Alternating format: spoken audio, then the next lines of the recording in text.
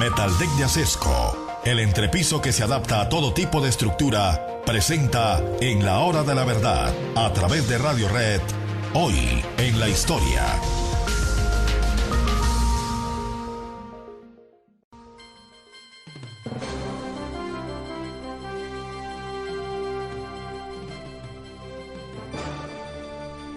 Estamos en el año de 1968. En París se ha desatado, con el famoso Barón Rojo a la cabeza, una oleada violenta en las universidades en contra de todo, en contra del establecimiento, en contra de la política.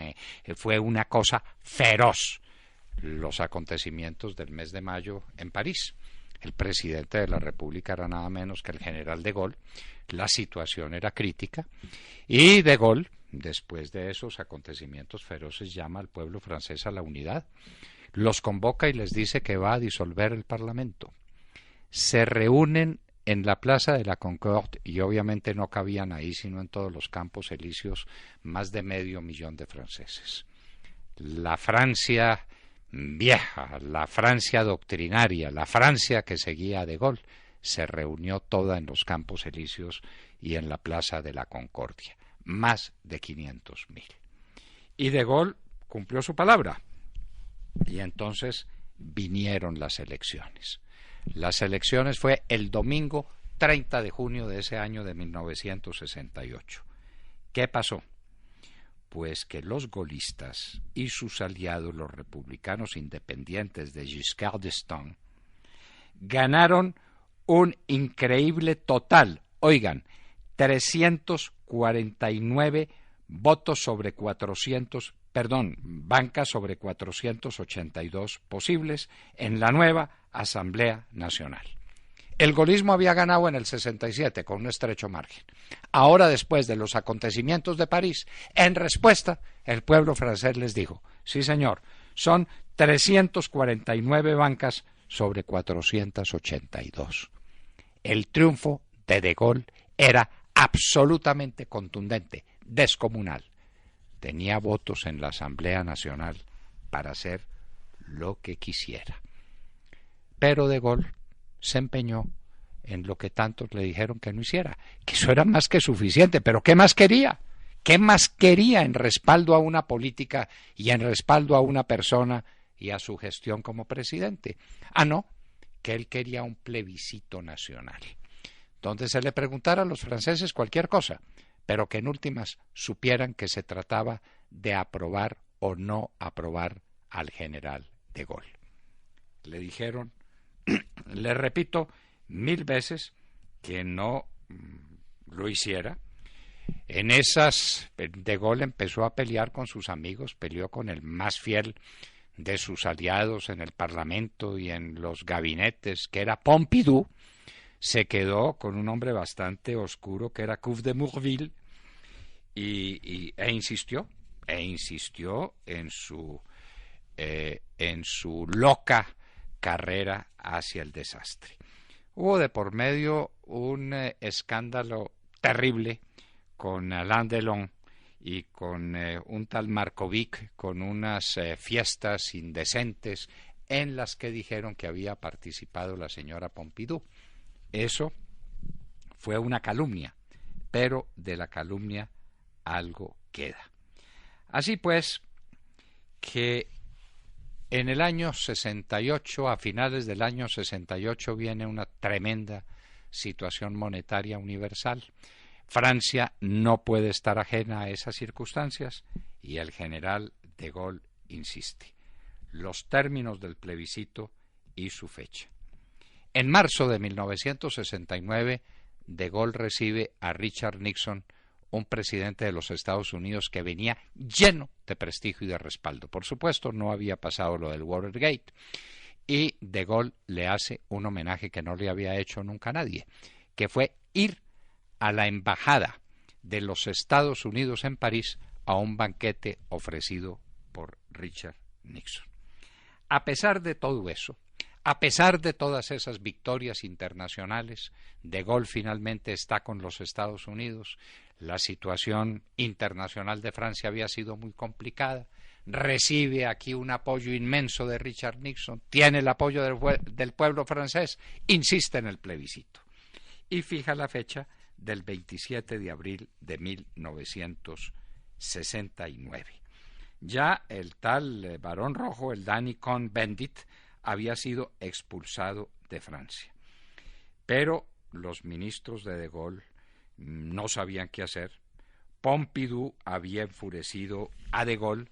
La situación era muy complicada. Para él, el plebiscito, que era lo mismo que referendo, en el derecho francés referendo y plebiscito son la misma cosa, lo remito al libro, al Tratado de Ciencia Política de Virdot, para el que quiera quiera profundizar sobre ese tema. El referendo no era una reforma para de Gaulle, sino la renovación del mandato del poder. Él quería recibir del pueblo una revolución, una renovación del poder o irse. Al parecer, viendo las cosas desde lejos, parecía que lo que de Gaulle quería era irse. Resultado final de la votación: 53% a favor del no. En ese momento, ¿qué hace de Gaulle? Habla con su ministro Couve de Morville y le dice que se va a Colombier de Seglis y que renuncia a la presidencia de la República. Sí, señor, cuando uno pierde, renuncia, y de Gaulle renunció cuando perdió el plebiscito al que él había convocado para que lo respaldaran. Así pues que vienen las elecciones. De Gaulle de mala gana respalda esta vez a Pompidou y se va a Colombier de Seglis a leer sus lecturas favoritas: Esquilo, Sófocles, Shakespeare, Paul Claudel, los clásicos franceses. En eso estamos. Y mientras tanto, es el fin de Europa.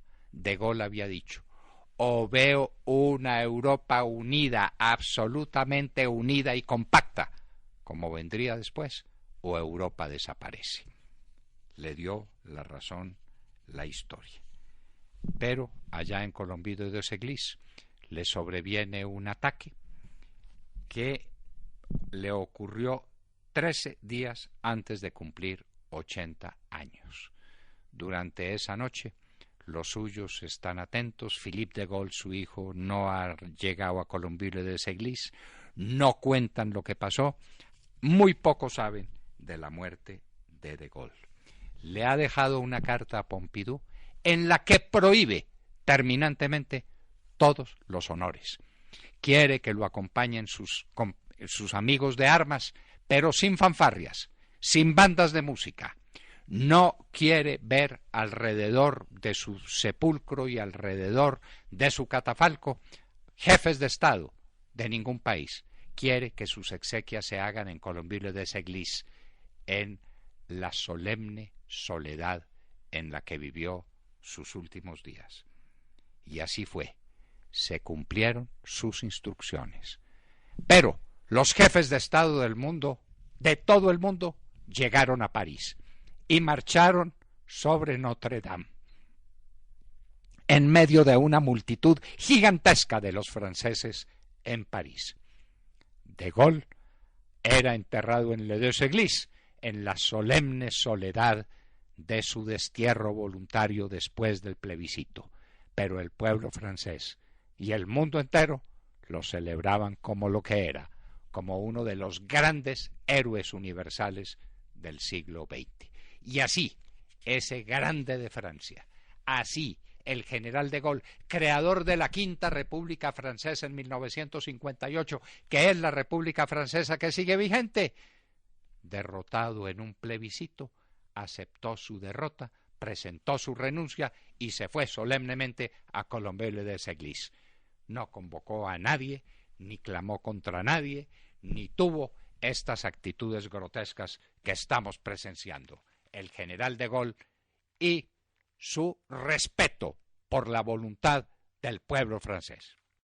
Hoy en la historia, en la hora de la verdad, 9 de la mañana, 15 minutos. La familia Ramírez duerme tranquila porque su techo está bien hecho. bien hecho como las cubiertas Acesco. Por su doble capa protectora, son ultra resistentes a la corrosión y al paso del tiempo. Para que tu techo quede bien hecho, exige calidad Acesco.